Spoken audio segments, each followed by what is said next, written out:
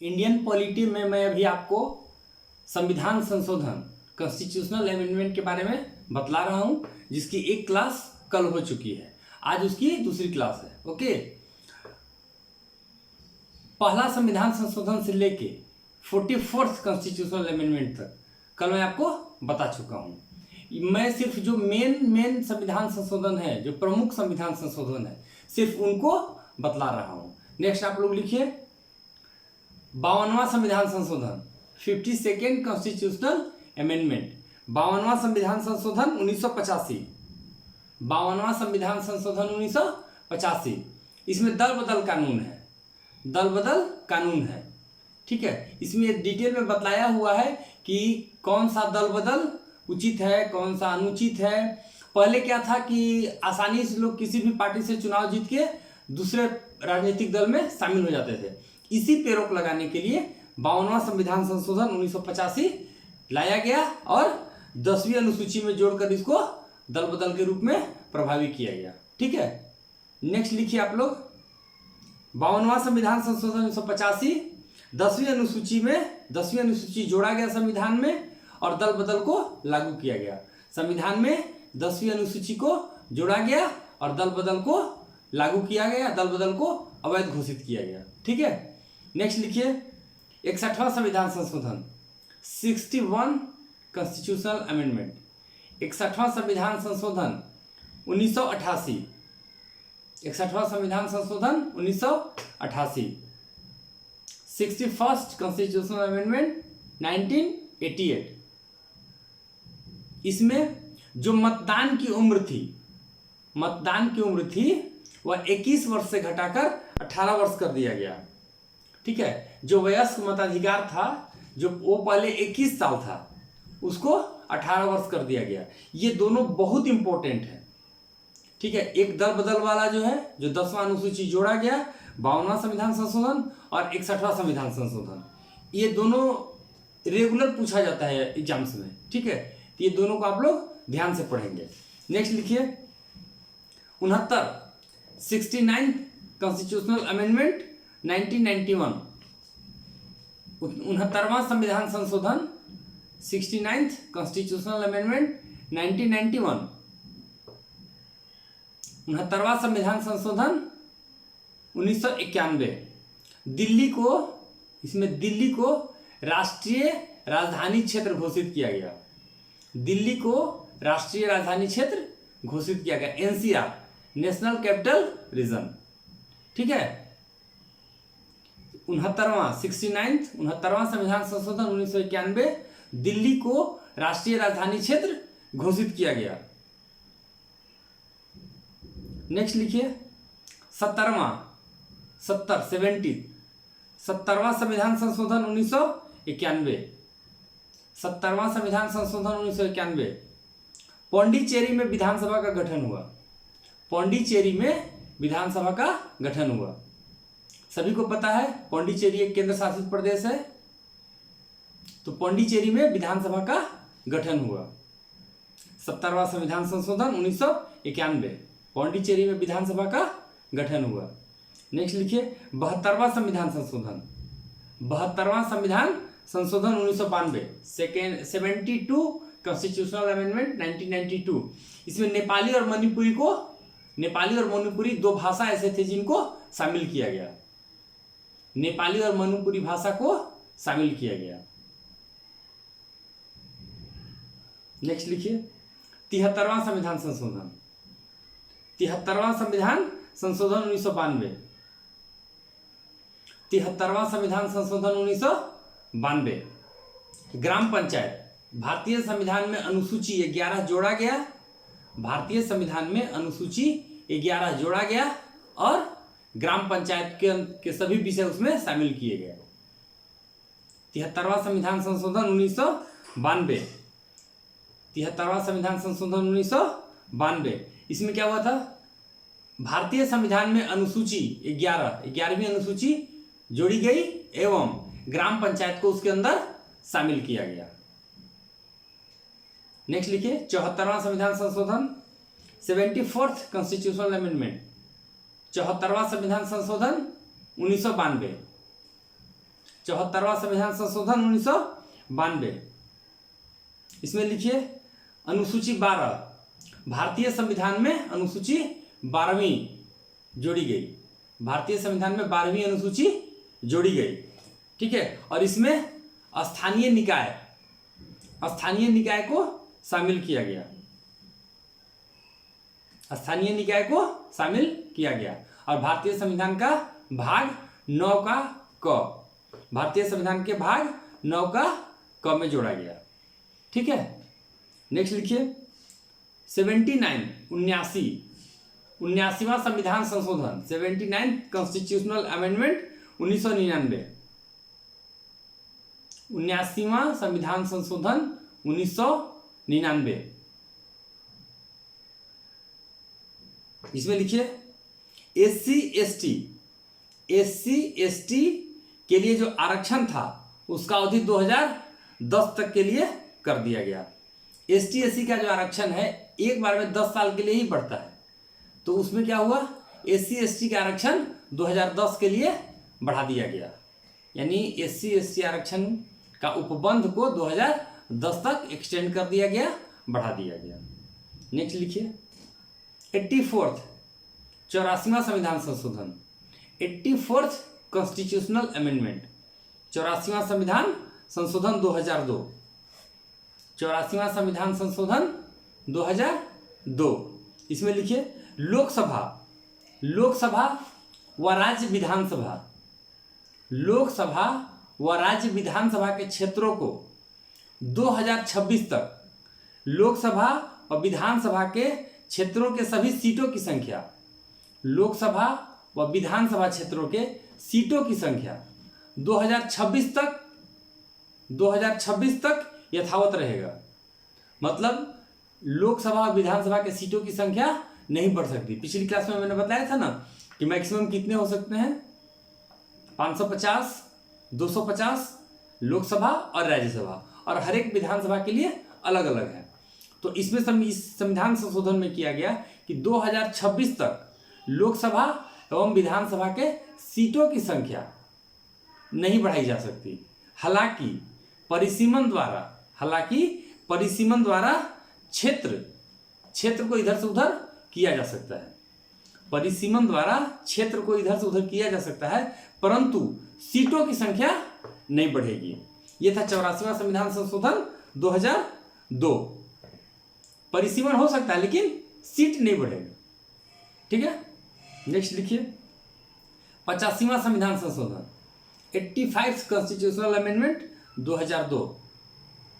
85वां संविधान संशोधन 2002। इसमें क्या था, एससी एसटी को प्रमोशन में रिजर्वेशन मिला। 85वां संविधान संशोधन 2002, एससी एसटी को प्रमोशन में रिजर्वेशन मिला। एससी एसटी को प्रमोशन में रिजर्वेशन मिला। 85वां संविधान संशोधन 2002, एसटी एससी को प्रमोशन में रिजर्वेशन मिला, पदोन्नति में आरक्षण मिला अनुसूचित जाति एवं जनजाति के पदाधिकारी एवं कर्मचारियों को, ठीक है। नेक्स्ट लिखिए 86वां 86 कॉन्स्टिट्यूशनल अमेंडमेंट 2002। 86वां संविधान संशोधन 2002। 86वां संविधान संशोधन 2002। इसमें लिखिए शिक्षा को मौलिक अधिकार में शामिल किया गया, अर्थात 6 से 14 वर्ष के बच्चों को अनिवार्य शिक्षा किया गया। शिक्षा को मौलिक अधिकार में शामिल किया गया। ये बहुत इंपॉर्टेंट है। देखिए 73वां, 74वां, 85वां, ठीक है, ये सब बहुत इंपॉर्टेंट है। और 86वां और इंपॉर्टेंट है। ये मौलिक अधिकार से भी जुड़ा हुआ प्रश्न है। 86वां 2002 शिक्षा को मौलिक अधिकार में शामिल किया गया। नेक्स्ट लिखिए 87वां 87th कॉन्स्टिट्यूशनल अमेंडमेंट 2003। 87वां संविधान संशोधन 2003। 87वां संविधान संशोधन 2003। इसमें क्या था, लोकसभा व विधानसभा के सीटों की संख्या, लोकसभा विधानसभा के जो सीटों की संख्या है उनके क्षेत्रों का परिसीमन, जो क्षेत्रों का परिसीमन है वो 2001 की जनसंख्या के आधार पे होगा। लोकसभा व विधानसभा के सीटों की जो संख्या है उनको 2001 की जनगणना के आधार पर उनका परिसीमन हो सकता है। इसके पहले 1971 की जनगणना के आधार पर था। अर्थात जो परिसीमन होता है लोकसभा एवं विधानसभा के सीटों का, वह जनसंख्या के आधार पर होता है। इसके पूर्व तक 1971 की जनसंख्या के आधार पर होता था, लेकिन इसी में संशोधन करते हुए, इसी में 87वां संविधान संशोधन 2003 करते हुए इसको 2001 की जनगणना के आधार पे कर दिया गया। ठीक है, नेक्स्ट लिखिए 88 88वां संविधान संशोधन 2003, 88वां संविधान संशोधन 2003। इसमें लिखिए अनुच्छेद 268 में सेवा कर को शामिल किया गया। अनुच्छेद 268 में सेवा कर सर्विस टैक्स को शामिल किया गया। सर्विस टैक्स को शामिल किया गया। नेक्स्ट लिखिए 89 89वां, ये बहुत इंपॉर्टेंट है, 89वां संविधान संशोधन 89 89वां संविधान संशोधन 2003। इसमें क्या हुआ, पृथक अनुसूचित जनजाति आयोग का गठन हुआ। पहले अनुसूचित जाति और अनुसूचित जनजाति आयोग एक ही था, अनुसूचित जाति एवं जनजाति आयोग, लेकिन इसमें क्या हो गया, अनुसूचित जनजाति आयोग का अलग से गठन हुआ। अनुसूचित जाति आयोग से अनुसूचित जनजाति आयोग को अलग कर दिया गया। ठीक है, तो पृथक अनुसूचित जनजाति आयोग का गठन हुआ। 89वां संविधान संशोधन 2003 झारखंड के पॉइंट ऑफ व्यू से ये इंपॉर्टेंट है। ठीक है, नेक्स्ट लिखिए 91वां संविधान संशोधन 2003, 91वां संविधान संशोधन 2003, 91st कॉन्स्टिट्यूशनल अमेंडमेंट 2003। लिखिए, इसमें लिखिए केंद्र अथवा राज्य स्तर पर मंत्री परिषद की संख्या, अर्थात मंत्रियों की संख्या कुल सीट का 15% से अधिक नहीं हो सकता है। मैं इसको पहले भी बतलाया था। इसके पहले क्या था, मंत्री अपनी सुविधा एवं दलों को संतुष्ट करने के आधार पे मंत्री बनाए जाते थे। इसके पूर्व घटक दलों को संतुष्ट करने के आधार पर मंत्री पद बनाए जाते थे, लेकिन 91वां संविधान संशोधन 2003 के द्वारा अब इसमें प्रावधान कर दिया गया कि कुल सीटों की संख्या के 15% से अधिक मंत्री नहीं बनाए जा सकते हैं। ये बहुत बड़ा मील का पत्थर साबित हुआ था, ये बहुत इंपॉर्टेंट। इसके बाद क्या हुआ, विभाग को मर्ज कर दिया गया, क्योंकि मंत्रियों की संख्या कम हो गई तो विभाग को मर्ज कर दिया गया था। ठीक है, इसमें नेक्स्ट लिखिए 92वां संविधान संशोधन 2003, 92वां संविधान संशोधन 2003। इसको झारखंड के पॉइंट ऑफ व्यू से ये बहुत इंपॉर्टेंट है। ठीक है, इसमें चार भाषाओं को संविधान में शामिल किया गया। कहाँ शामिल किया गया, 22 भाग में। ठीक है, जो चार भाषा है कौन कौन, बोडो, डोगरी, मैथिली और संथाली। बोडो, डोगरी, मैथिली और संथाली। और झारखंड का भाषा इसमें संथाली शामिल हुआ। तो संथाली झारखंड की प्रमुख भाषा है, सबसे ज़्यादा संथाल झारखंड में रहते हैं। झारखंड की जनजातियों में पहला स्थान संथाल का है। संथाल, उरांव, मुंडा, हो, सबसे ज़्यादा संथाल, दूसरा उरांव, तीसरा मुंडा और चौथा हो। तो इसलिए झारखंड के पॉइंट ऑफ व्यू से ये कॉन्स्टिट्यूशनल अमेंडमेंट बहुत बहुत इंपॉर्टेंट है। ठीक है, क्योंकि झारखंड की जो भाषा है प्रमुख संथाली, उसको संविधान में शामिल किया गया। इसके पहले मैं बताया था ना 72वां संविधान संशोधन 92, जिसमें नेपाली और मणिपुरी को शामिल किया गया था। और इसके बाद यह 92वां, 20 साल के बाद 92वां, इसमें चार भाषा शामिल किए गए। ठीक है, 92वां हो गया 2003।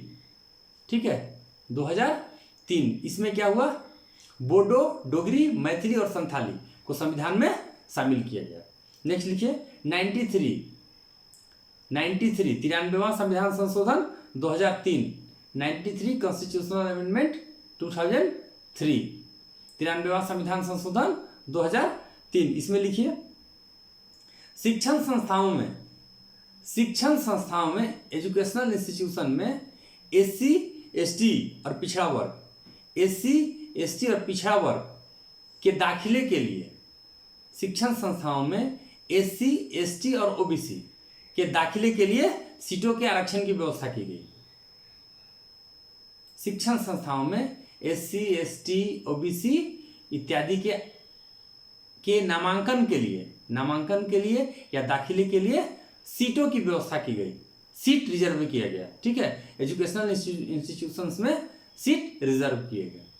ठीक है, नेक्स्ट लिखिए 99वां संविधान संशोधन, 99 कॉन्स्टिट्यूशनल अमेंडमेंट 2014।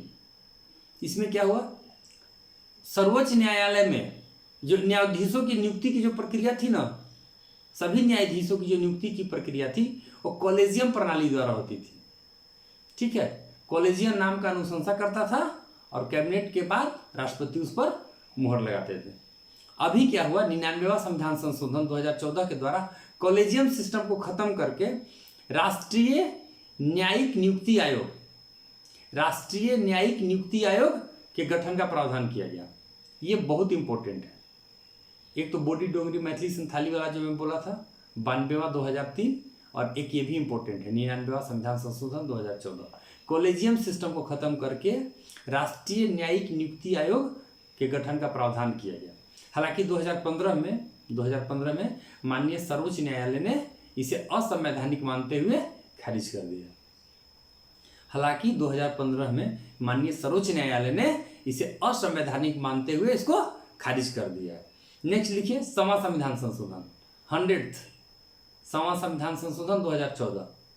6वां संविधान संशोधन 2014, इसमें क्या होता, भारत और बांग्लादेश के बीच भूखंडों का आदान प्रदान किया गया था। भारत और बांग्लादेश के बीच भूखंडों का आदान प्रदान किया गया था। ठीक है, 6वां संविधान संशोधन 2014, इसमें भारत और बांग्लादेश के बीच भूखंडों का आदान प्रदान किया गया था। बहुत सारे ऐसे भूखंड थे जो भारत में थे जिन पर बांग्लादेश का दावा था, और बहुत सारे ऐसे थे जो बांग्लादेश में थे जिन पर भारत का दावा था। उनको क्या किया गया, भारत के दावे वाले क्षेत्र को भारत को, बांग्लादेश के दावे वाले क्षेत्र को उनमें शामिल कर दिया, यानी भूखंडों की अदला बदली की गई 6वां संविधान संशोधन 2014 के द्वारा। नेक्स्ट लिखिए 101 संविधान संशोधन 2017 में आया था। 101 संविधान संशोधन 2017, इसमें क्या था, GST वस्तु एवं सेवा कर बिल का प्रावधान था। वस्तु एवं सेवा कर बिल का प्रावधान था, जीएसटी बिल का प्रावधान था। ठीक है, नेक्स्ट लिखिए 102वां संविधान संशोधन 2018। 102वां संविधान संशोधन 2018, इसमें 101 इंपोर्टेंट है, याद रखिएगा। ठीक है, 2018, इसमें क्या हुआ, राष्ट्रीय पिछड़ा वर्ग आयोग को संवैधानिक दर्जा दिया गया। राष्ट्रीय पिछड़ा वर्ग आयोग को संवैधानिक दर्जा दिया गया। 102वां संविधान संशोधन 2018, राष्ट्रीय पिछड़ा वर्ग आयोग को संवैधानिक दर्जा दिया गया। नेक्स्ट लिखिए इसमें 103वां संविधान संशोधन 2019। 103वां संविधान संशोधन 2019, इसमें क्या हुआ, EWS आरक्षण, जो आर्थिक रूप से कमजोर वर्ग को 10% आरक्षण मिला है, वो है 103वां में EWS रिजर्वेशन। 103वां में EWS रिजर्वेशन 2019 में। नेक्स्ट लिखिए 104वां संविधान संशोधन 2020।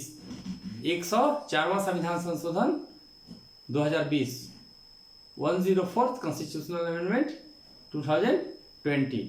इसमें लिखिए SC/ST आरक्षण को अगले 10 साल के लिए बढ़ा दिया गया।